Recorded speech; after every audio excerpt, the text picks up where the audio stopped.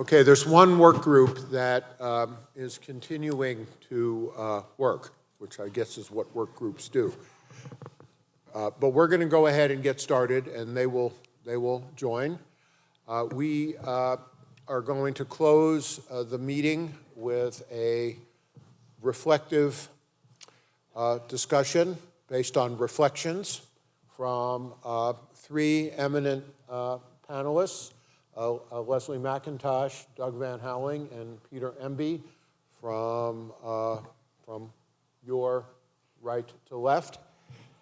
And they will speak in that order. Each of them will speak from their experience at the meeting, their greater professional and life experience, and perhaps also from what the results of the mobile phone polling revealed. So with no further ado, Leslie, take it away. Well, thank you so much, and thanks for inviting me. So what I thought I would do is start off with just a recap of what we've seen and heard over the last 2 days, and then we're going to get some more deeper thought from these wonderful gentlemen. So I think Chuck started us off yesterday and said, when you publish your paper, you ain't done. So that started it. Going to knowledge is computable, and then Rachel took us to, if we could open the pipes of knowledge, we could imagine a wealth of applications, and then ask the audience really who's here, and there were a lot of hands until she said who's interested in policy, and then there was an awkward silence. And then we had Dr. Patty Brennan come up and give a great keynote, giving us really the overview of what the NLM is doing. Don't forget there's a U54 mechanism about building repositories and utilities that will be coming out in September. And that we're also very behind because of how many citations that are in PMC a year. Then she also said that we need to find something besides GitHub, and because I like that, I'm quoting her on that one. MCBK use panel. This is where Nancy Lorenzi unfortunately was not able to make it, but Rachel filled in. We had an example of user scenarios of Maria and the asthma care. Was it too simplistic? Was it just right? Public health, Sean Granis talked about chlamydia and his 100% sensitivity, or I think it was something about that. And then education, Anderson came up and was really talking about knowledge support tools for evidence and how that could be built in. And Jenny Larkin finished us up with reproducibility as a cornerstone of science and really talked and brought that home. We also then had Jerry and Nancy, Jerry Perry talking about really the need for trust to be built in. Not a lot of questions on that, which there weren't any awkward questions on that, so that was a good thing, but it was really something that we should be thinking about. And then Nancy describing the LHS journal and the ability to submit different things such as knowledge artifacts, which is incredibly exciting. And then day 2 started with some of us getting a little panicked because our luggage was gone, and it got moved, so thank you for announcing where that went. And then a focus on the societies and organizations rather than directly, talking directly with members with our wonderful keynote this morning and bringing joy back to practice. And also talking about, or that was actually before the keynote, but talking about differentiating MCBK from other movements, which it sounds like people are still in the working groups talking about this and doing that. Then we had Dr. Rucker. One of the things I took away from that is just the profound thought about no computable knowledge about price. I don't know, it was just something that struck me that I had never thought about. And then, of course, Dr. Colruyt coming up and talking about professionally delivered to patient empowered and really making us think differently about who's here and what we're doing and the motivation for what we're doing. And then the interoperability asset registry, which I didn't know about, and I thought that was incredible. And then, of course, that took us through what we heard, but then really the work groups that I cannot summarize at all that's going on have been incredibly successful, I think, from the steering committee beyond really what we thought or knew, and that really is because of the audience participation and those here, so thank you.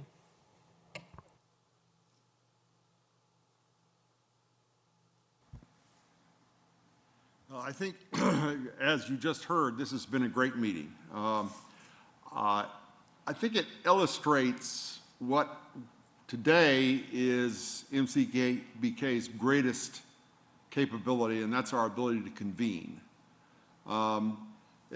This year we brought together people who were here last year and who decided that this is important enough to come back, along with a whole new set of people who added a lot of energy and viewpoints.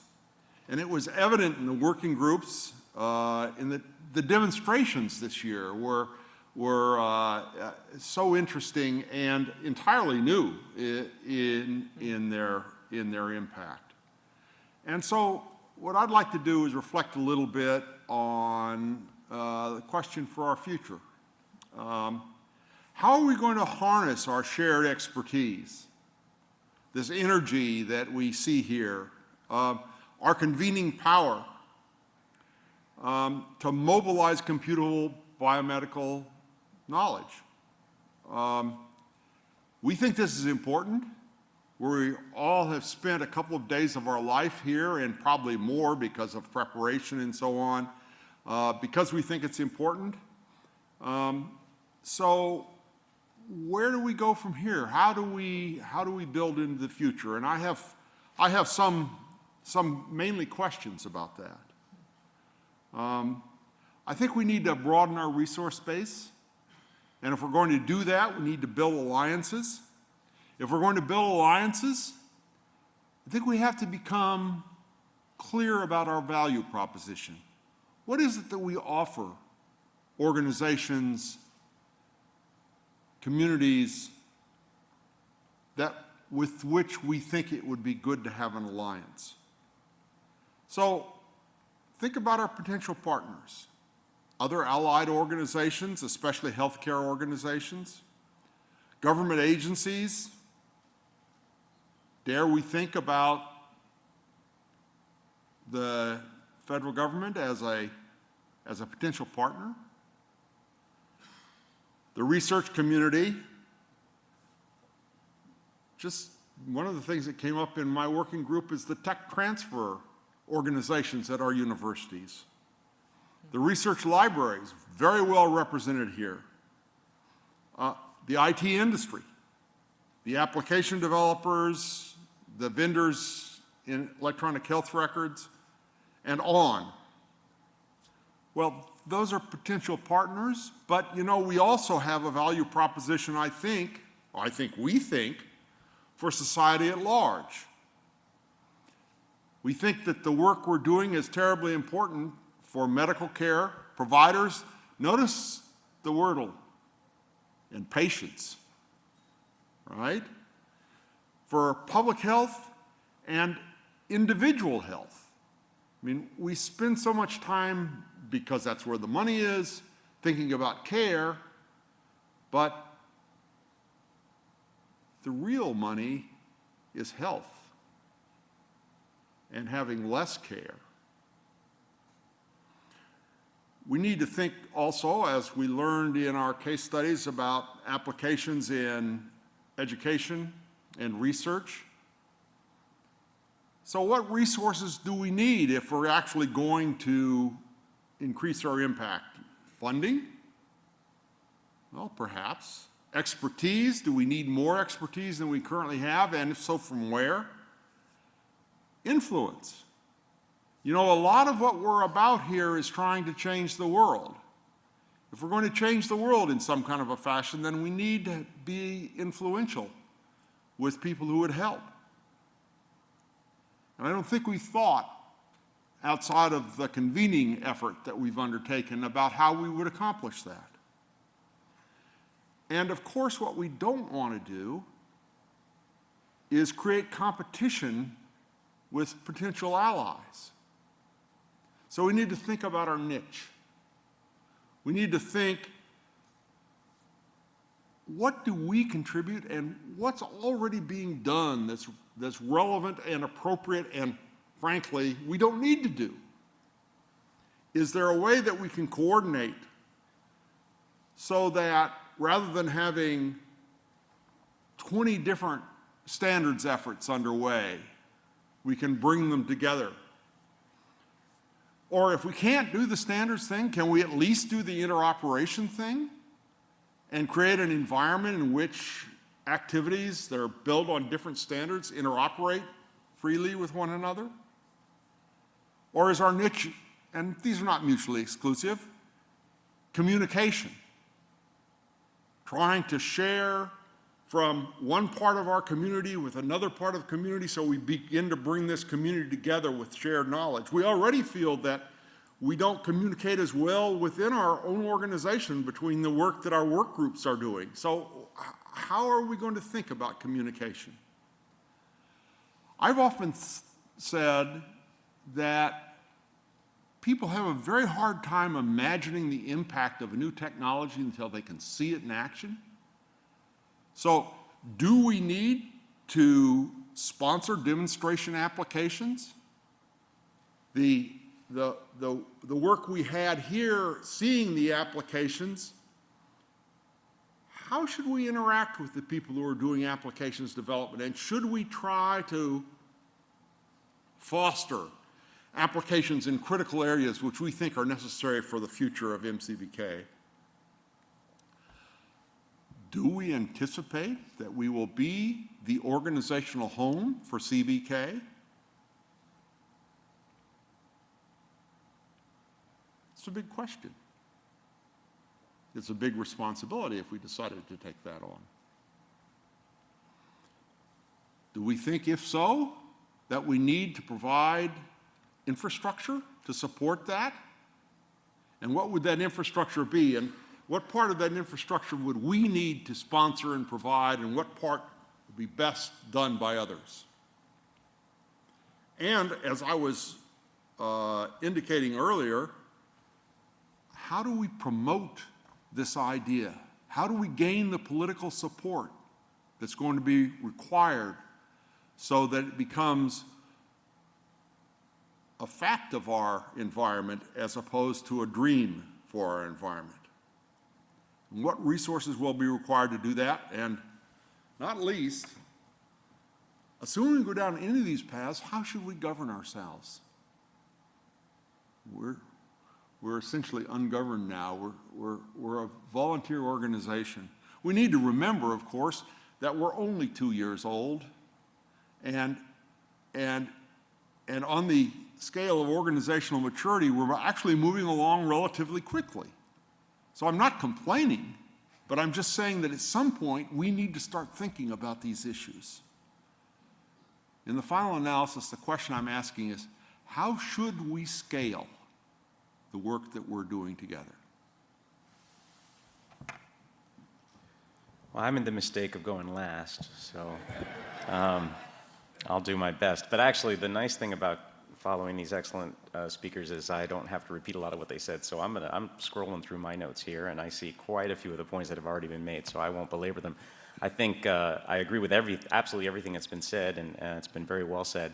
I also just want to applaud the coordinating group and everybody. This has just been a fantastic meeting. I think we've all been really inspired. I agree with what was highlighted in terms of some of the key points that were made too. Perhaps the one I will emphasize again that I took particularly from Deepak's keynote was about the stakeholders that aren't represented and how important that is to make sure that we don't lose sight of that. And you all said that as well. I think that's really critically important, particularly increasingly from the side of the sort of recipients of the benefit of this activity, the patients and people who we ultimately want to affect.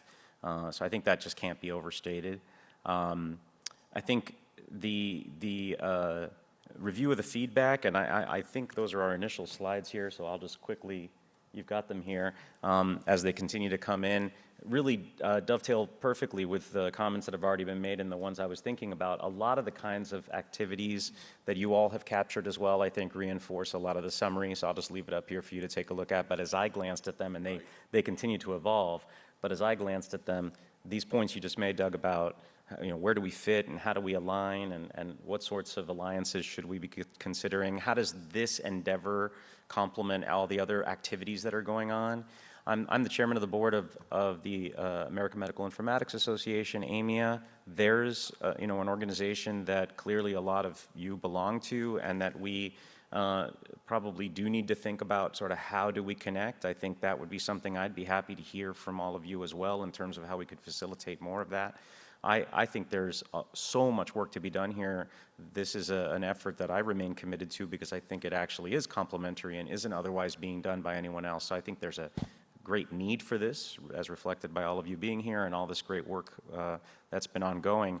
But I do think there's value, just to echo what was said and build on it, to understand how do we provide some guidance to the larger community, not just for those of us who have to sometimes make decisions about which of these kinds of things do we get involved in and spend our energy on. How do they complement one another, but also to the stakeholders beyond those of us that are really committed to this kind of activity, to explain why this is valuable in addition to all the other things we're doing. How do we relate to the standards development organizations, to the other professional societies, to the other organizations that are working, and the various folks across the spectrum? I think that can't be overstated either.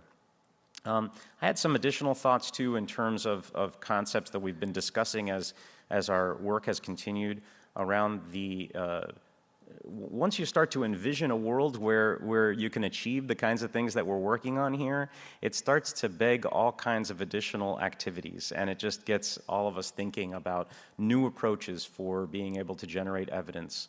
How is the capability of being able to increasingly and in a more sophisticated way mobilize computable biomedical knowledge, then how does that lead us and inform us as to how we need to alter the systems that we're currently working with or the way we're engaging with them?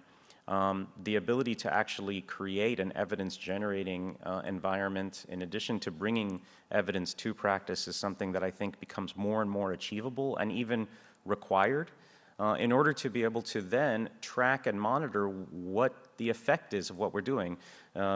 Leslie mentioned about reproducibility, right? The obvious sort of benefit that an environment that is truly enabled by this kind of activity and these kinds of resources to allow us to really do the things that to date we've struggled to be able to do in terms of bringing evidence to new environments, testing them, validating them, performing the kinds of activities that I've taken to calling algorithmovigilance. It just rolls right off the tongue. The idea that much like pharmacovigilance, we sort of get our drugs out there in the market. We need to know what's happening with them. We have initiatives like Sentinel and methods that have been developed around that and a science around how to do that. And so an evolving scientific discipline around how we take these algorithms and solutions and evidence and knowledge objects and understand what kind of impact that they have in the world. Clearly, the connection to the library community in terms of understanding how to manage and navigate these kinds of artifacts is critical. And then how do we feed that back? How do we modify those? How do we create a true learning system in the schema that we're creating? I think those are just even more exciting opportunities that continue to crystallize as we have these discussions, and they certainly have for me through this meeting. The new opportunities and challenges that come up then in terms of better ways to capture, better ways to be able to have knowledge-informed data and information objects as well. How does this change the nature of what we think of today as electronic health records, and increasingly, as we heard from Don Rucker, as our health information increasingly becomes personalized and even mobile, and we're increasingly walking around with it, what are the implications there? How does that change the way that we need to think about interacting? And so these were a lot of the kinds of same ideas that I was having as we were having our discussions today. And then in terms of where we go from here, I think, again, the alliances, again, thinking about it also particularly from the perspective of AMIA and how we connect to exciting communities like this that are really digging into critical issues and enable and benefit from the work, but also be able to contribute back to it. I think that's critical. So I think it's just overall an exciting time to be working on this. I added a couple of slides here just to end on kind of a fun note. I think it is worth taking a look at this too, where you all have indicated that the work is and what you're most excited about. Let's see if I can advance. Oh, that one doesn't want to go forward.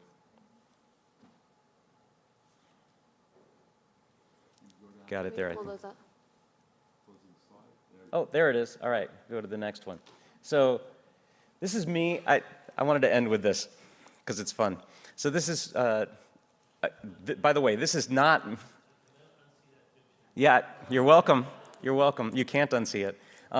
This is, this is not, by the way, I want to say at the top here, just because all of us are patients occasionally, I don't think this precludes the need to include patients here too, because I don't think like a patient most of the time, but I was a patient. And so this is me a year and a half ago, where I was about to go into surgery for what was potentially a fatal condition that I had, a very rare disease. And as much as I might look funny there and have a smile on my face, I was pretty scared. So I ended up having a 6-hour procedure to remove a tumor, and it could have killed me.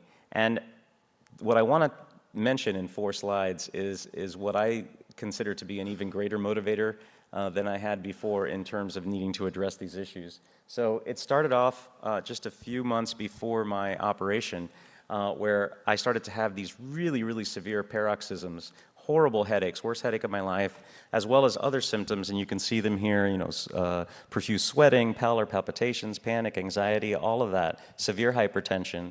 Went to the emergency department at a highly reputable hospital I won't name, it's in Boston. You've probably heard of it.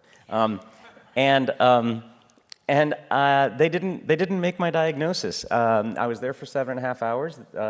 They discharged me and said, well, it's probably just a really bad migraine, go see a neurologist. So I went back home to Indianapolis, and I went to go see a neurologist, and the neurologist also didn't make the right diagnosis, said, well, I think you have occipital neuralgia. I'm going to give you some injections in the back of your head, and you should feel better. And I said, oh, I don't. And they said, well, give it some time. Went back to the Regenstrief Institute, to Grand Rounds, and had another spell. And spell sounds nice. These were episodes where I could have had a stroke or an MI, and I could have died, and I felt like I was dying. It was horrible, horrible feeling, like 10 out of 10. And while I was having that 5th episode in my office, I realized what I had, because thankfully I went to medical school and paid attention that day. And I made my own diagnosis of a pheochromocytoma, which is a very rare adrenal gland tumor that can be fatal. And here it is on the CT. You could see it there. And there's me holding a grapefruit exactly where it is on the right side. And it was about the size of a grapefruit. So I had a 10-centimeter pheochromocytoma. And turns out I presented classically for a very rare disease. But because it's a very rare disease, it wasn't identified, and it often goes undiagnosed. And in fact, half of these are found at autopsy. So I am not suggesting that we revise our healthcare system based on rare diseases, but what I am suggesting is that here is a situation, and not just the actual diagnosis, but other pieces of that I think are informative as to why it is we need to do our work. So I ended up needing to not only make my own diagnosis, but I also ended up needing to then push for quicker workup, determining that it was in fact solitary, thankfully in my case benign and not metastatic, which is what 90% of them are, but 10% can be metastatic. I had to push for treatment. I needed to get on a particular kind of antihypertensive, alpha blockers, otherwise if I had gone on the wrong medication, that could have been fatal. And I needed to get on those soon. So that I didn't have a catastrophic event. I needed to find a great surgeon.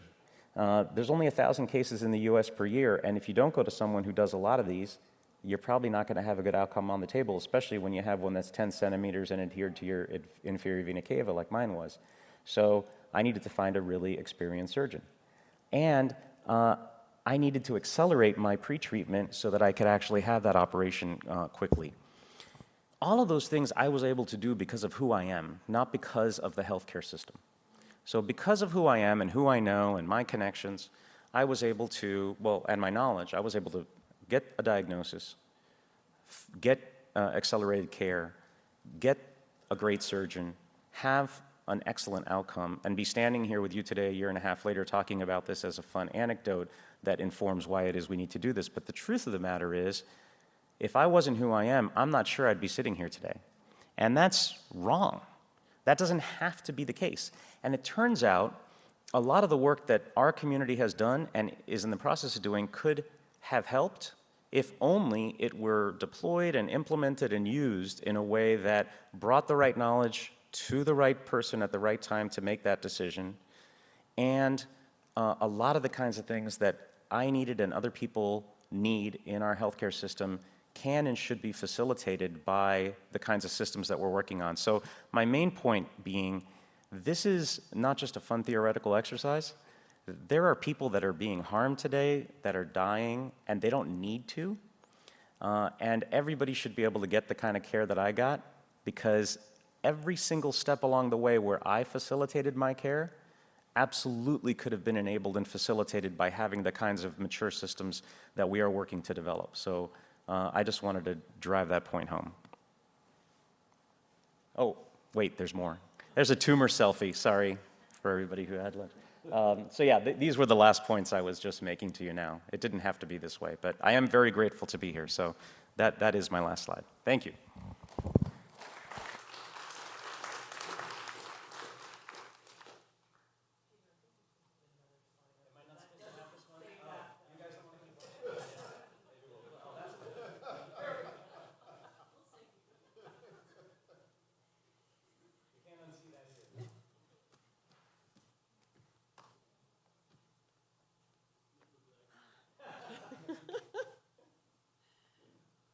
Well, thank you so much. We'll do great. Thank you. And you can stay. This won't take too long.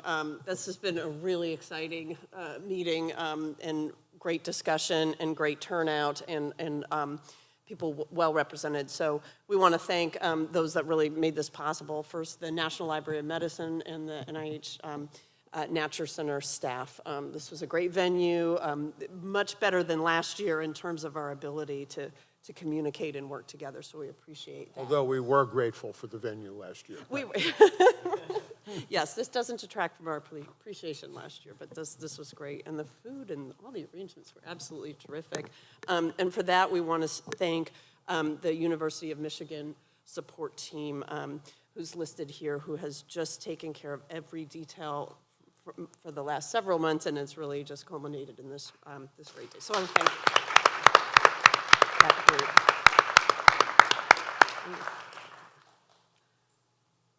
You want to thank Me? the All right, yeah, my yeah, turn. I'll take it. So you saw this slide before. This is the MCBK Steering Committee as it exists today. Doug made, among his many astute comments, Doug, what was the term you used about the governance? You said very light governance.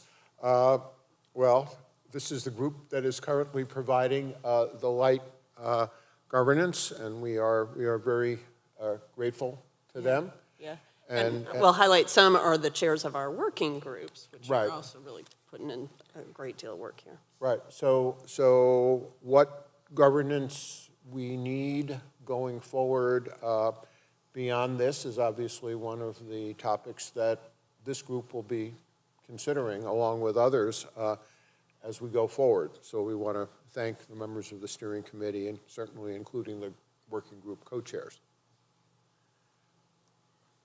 Moving forward, we do want to say that we've had part of the support that Michigan has provided us and our volunteers are incredible note-taking and recording of the many great comments and insights that have come forth today, especially considering how many different stakeholders we have represented, how complex and dynamic this issue is that we're dealing with. We've captured notes from all the working groups and the presenters, and these will be posted on the website, mobilizecbk.org. We're also grateful that University of Michigan can continue to support the community as we move forward with some of these action plans. So the working groups have identified some short-term priorities and some starting to work through longer-term visions. And so we've got the Public Resource Hub to put this documentation on, and then we're also have support, which is just vital for communicating between the work groups and sharing that information. And part of our light governance structure and administrative support is to attempt to coordinate these teams. So it was so clear today and yesterday that there are these points of intersection and overlap and synergy across the working groups. And so we are very committed to making this synergy and not duplication and moving it forward. And so we have tried to develop a structure that enables that, and we'll share that information with folks through the working group communication channels as well as the Public Resource Hub. Yeah, and going back to Doug's comments, Doug posed a lot of questions, and I think there exist in all of our heads, and certainly in mine, a lot of ideas about what the answers might be to many of those questions. How are we going to move to mobilize CBK beyond having a terrific meeting every year? I think we do need a terrific open meeting every year. But I think the question in everybody's mind, I'm sure, is what it is beyond that we are going to do and how we are going to organize to do it. I don't think anybody wants to stay around this afternoon for an extended discussion of that, set of questions, but I think I can assure you all that there will be active dialogue engaging not only the steering committee, but as many of you who wish to be involved in various ways in addressing these questions very soon. That said, there will be a meeting in 2020. There seems to be every reason, at minimum, to have a MCBK meeting about this time of year in 2020, and we will get to work as soon as possible identifying a date so you can put it on your calendars as soon as possible, even if we announced it the week before, I'm sure you all would drop whatever you were doing to come to the meeting. That notwithstanding, we'll try to, yeah, we'll give you a little notice and as much as possible to get it on your calendar. And there are options for location, but there are many, many reasons to believe Washington, D.C. area and the NIH is a very, very appealing place to hold this meeting for a whole bevy of reasons. So there will be a meeting in 2020. It will not be the only thing MCBK does, but those other things remain open for discussion in addition to what the work group, and of course it's certain that the work groups will move forward with their agenda. Right, exactly, and we're open to comment and feedback on how this went and how we might make the next meeting even more productive. So I would suggest engage with the work groups that you have today. You can watch additional work groups, and through those channels, communicate your ideas, and then there's a structure of the working group to sort of feed into the planning committee for the next meeting. So you really can have a voice in what this next meeting looks like and in all of our interim activities and our quest towards the future. So, do any of our panelists want to add anything before? That was a great summary and charge. I feel incredibly inspired for moving forward. So, and thanks to all our presenters and those that participated. You're the hardcore followers here that made it to the last session. So we appreciate that and all the time that you've given to this, and we'll continue to move forward. So So thank you. Safe travels home.